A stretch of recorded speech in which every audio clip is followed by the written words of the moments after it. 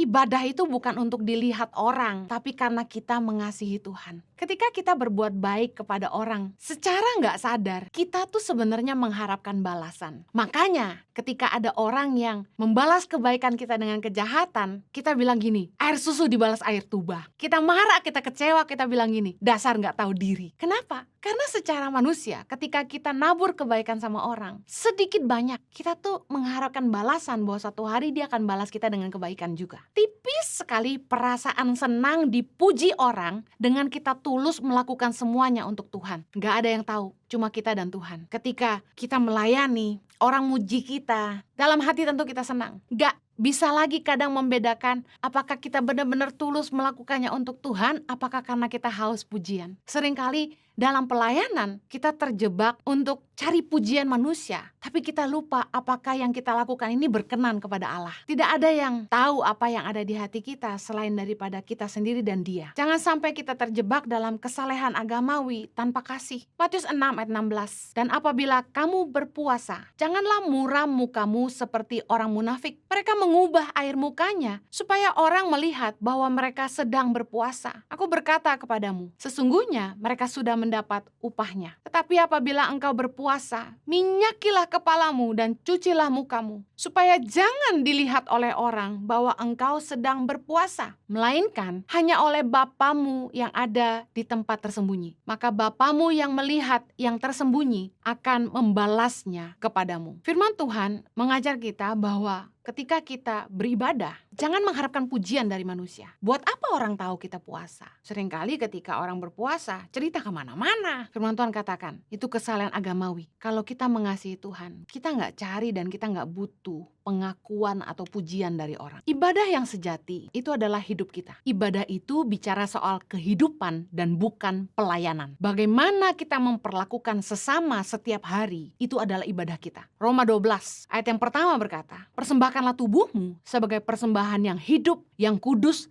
dan yang berkenan kepada Allah. Itu adalah ibadahmu yang sejati. Tuhan mau kita mengerti bahwa persembahan yang hidup adalah segenap hidup kita. Bukan soal pelayanan, tapi kehidupan. Segala sesuatu yang kita kerjakan, segala sesuatu yang kita lakukan dengan hidup kita, bahkan perkataan kita, pemikiran kita, adalah ibadah kepada Tuhan. Seringkali dalam pelayanan dan kehidupan, orang dapat menjadi dua pribadi yang berbeda. Kenapa bisa begitu? Kenapa orang bisa berbeda ketika dia sedang pelayanan dan kemudian jadi pribadi yang berbeda di kehidupan? Karena seringkali kita terjebak, kita memisahkan hidup kita di lingkungan rohani dan lingkungan duniawi. Waktu berada di antara orang percaya, kita malah tidak jadi diri sendiri. Karena kita takut dihakimi dan akhirnya kita terjebak dalam kemunafikan dan roh agamawi. Kita sok jadi orang baik di tengah-tengah orang percaya. Karena kita tahu, jangan sampai ketahuan sama orang kalau sifat asli kita begini, bisa-bisa kita dihakimi. Tapi waktu kita berada di rumah, di kehidupan nyata, terhadap anak istri, pembantu di rumah, di tempat kerja bersama teman-teman kita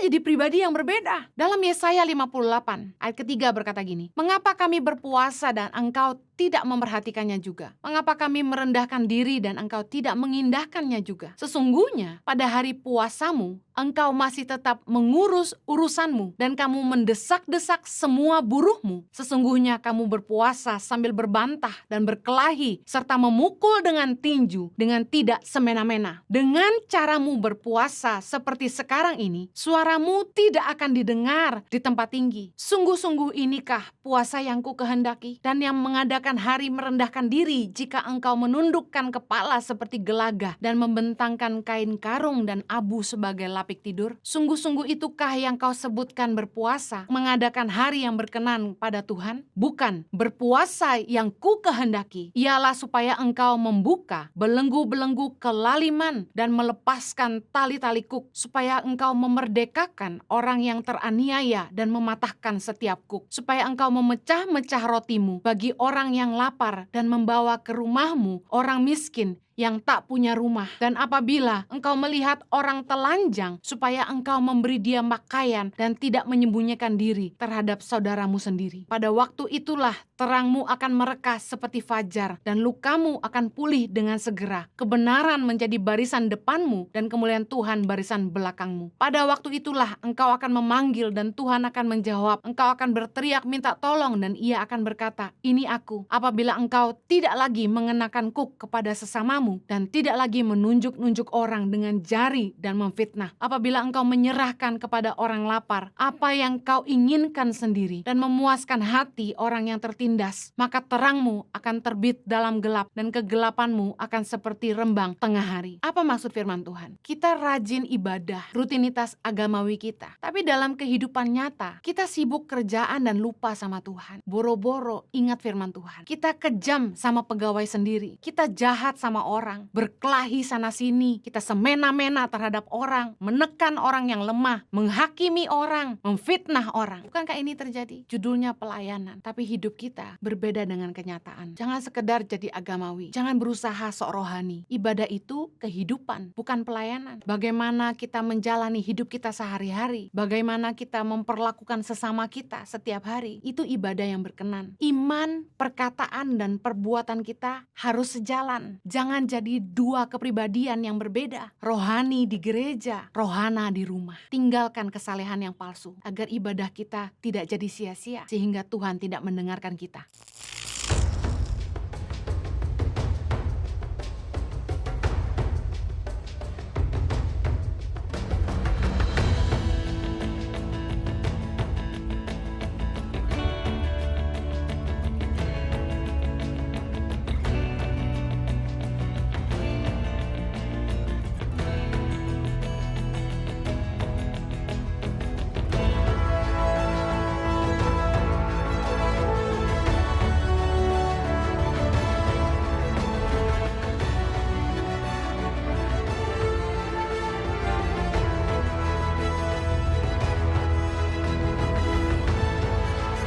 Cerita anak pedalaman dalam meraih mimpi dan mengejar cita-cita bersama Tangan Pengharapan.